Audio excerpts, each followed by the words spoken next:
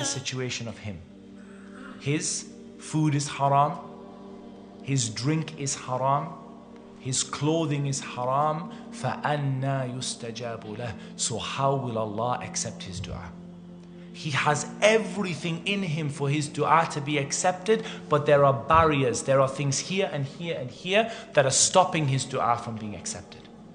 And that is the case for many of us. Yes, you continue making dua, but you always fear that maybe I have this mani', this thing here that is stopping my dua being accepted. Maybe I need to look at myself. Is my sustenance pure? Am I asking for a good thing? Do I know where every single riyal or every single pound that I spend goes? I might have told you this story before, but I'll tell you again at the risk of repeating myself.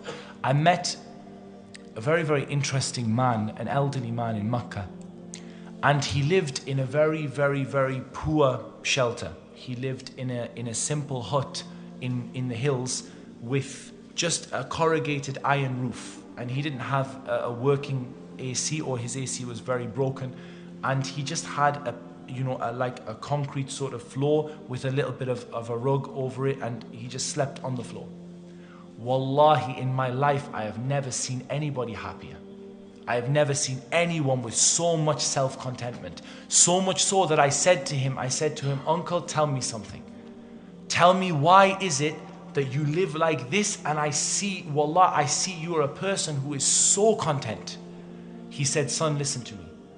He said, I do not earn a single riyal except that I know where it comes from and where I spend it. And this is something, honestly, you can find from the stories of the Salaf and the stories of the people today. And this is something I experienced. If you know where your income comes from, and you know what you spend it, every single penny, and you leave anything that has doubt in it, and you just give it away or you return it back to the person, then wallah, you will see your dua being answered in front of you, to the point where you will feel, I have never made dua except that Allah has answered it.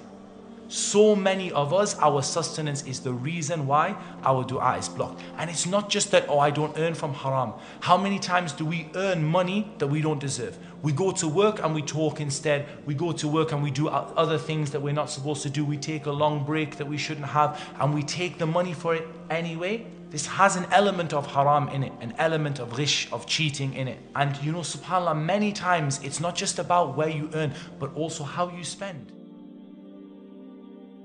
يا ليت اليوم تفهمني وتفهم خاطري ورحل تكلم والشجرة مني سيف الهم